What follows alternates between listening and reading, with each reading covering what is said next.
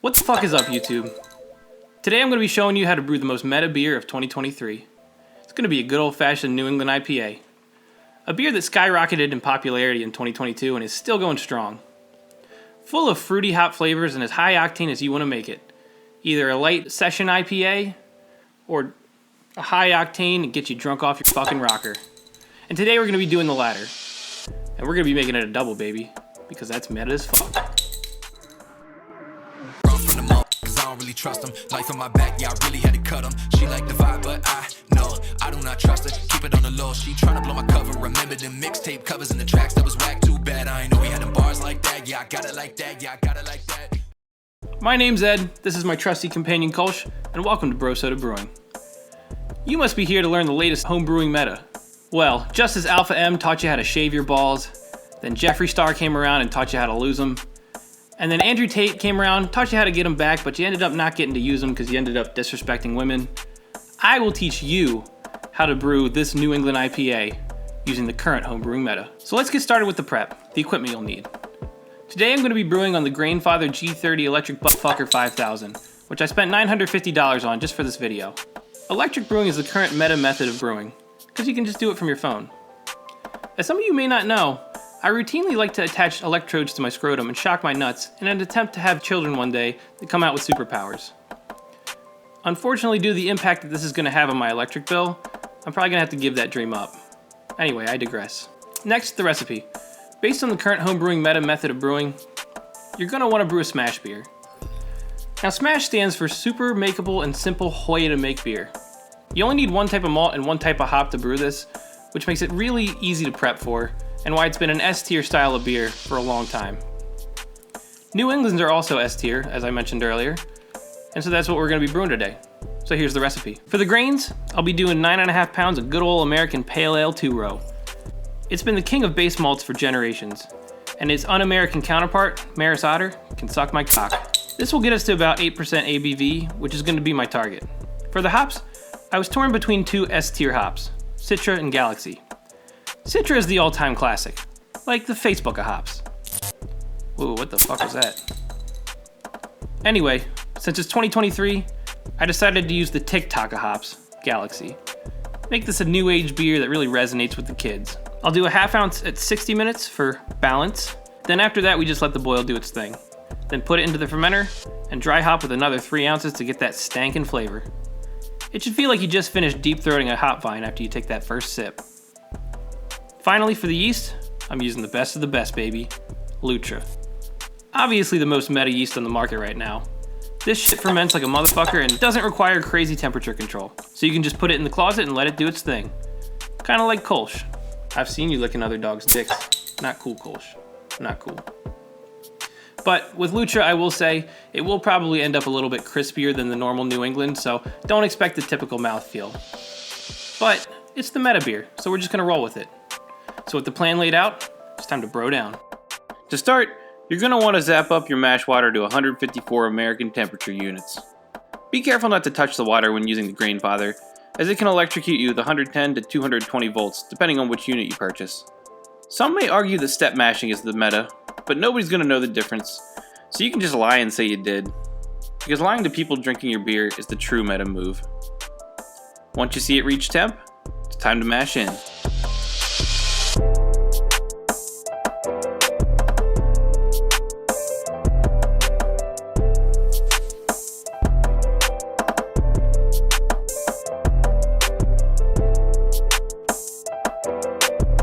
When the grains are in and nice and saturated, you'll hook up the mash phallus and pump it to cycle the wort for the next hour.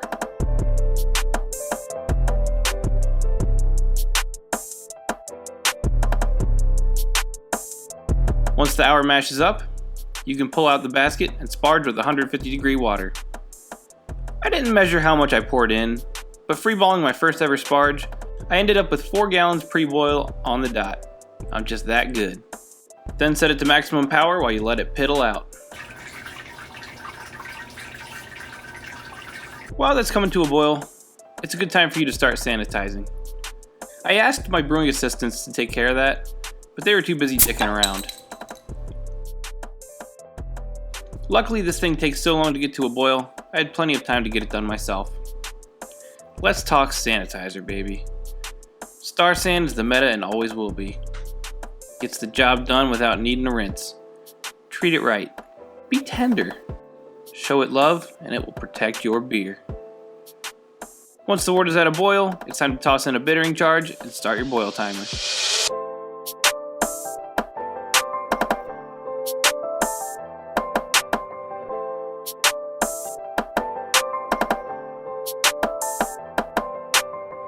Once the boil's done, you're going to have to figure out how to use this octopus-like contraption, the counterflow chiller.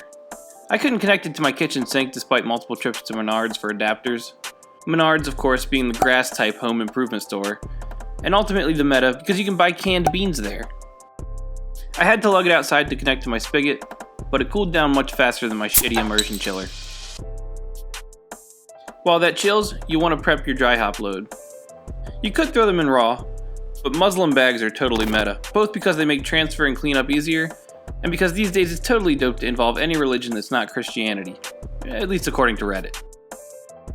Once the wort's down to about 70 degrees, you can just divert the schnozzle directly into the fermenter. I reckon I should have used my hop spider for the half ounce I put in because it took about 12 minutes to fill the 3-gallon carboy, but I wanted to try raw dogging it to see how the pump filter handled it. Once that was done, I used my refractometer, which is way more meta than a fragile-ass hydrometer, by the way, and took a reading. I was shooting for an OG of 1.078 and ended up with a full-ass carboy at 1.079. With my propane burner and brew in a bag, I typically end up with like a quarter carboy and then have to dilute to my target gravity, and still only end up with about a half. That's mostly on me for not giving a shit about my numbers, but I was pleased with the efficiency. And since I had no room to dilute, I just rolled with it. Ain't gonna complain about higher octane though, that's just more bang for my buck. The last step is gonna be to pitch your Lutra. I wanted to do some scientifical shit and propagate this pack with my beaker and stir plate, but was too torqued up over buying new equipment and forgot. Nothing wrong with a big pitch and a bigger beer though.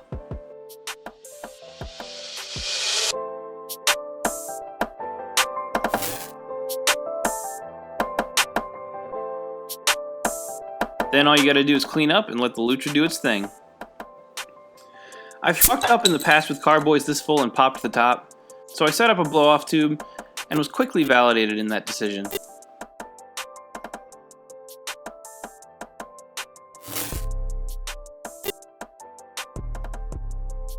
A little later and we're ready to bottle, or rather keg, because if you don't pour your brews from a tap, you've got no shot at being truly meta.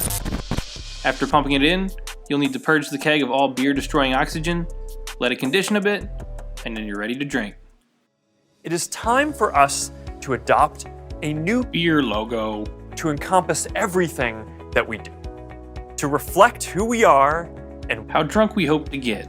I am proud to announce that starting today, our Beer is now meta. Our mission remains the same. It's still about crushing brewskis. our Malts and our hops. They're not changing either. And we are still the Brewing channel that brews beers around people.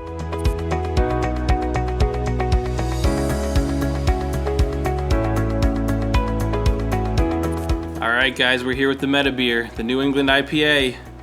Meta as fuck. Let's go ahead and start with a little sniff here. Oh yeah, you can really smell the dry hop additions in there. It's nice and fruity and flavorful smelling. Kolsch is licking up the little leftovers on the table here. All right, well, I don't have much to say, so let's go ahead and get into it. Cheers.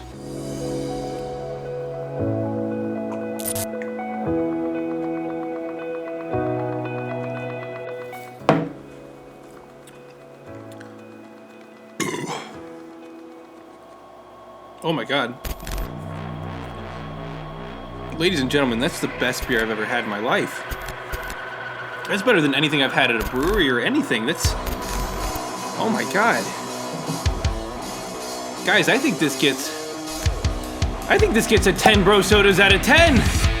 10 Bro Sodas out of 10! 10 Bro Sodas out of 10! Let me smoke your pizza.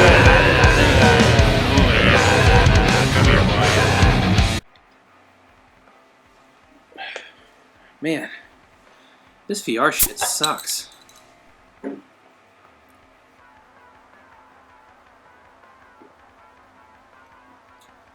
That's pretty good though. I'd probably give it 8 out of 10.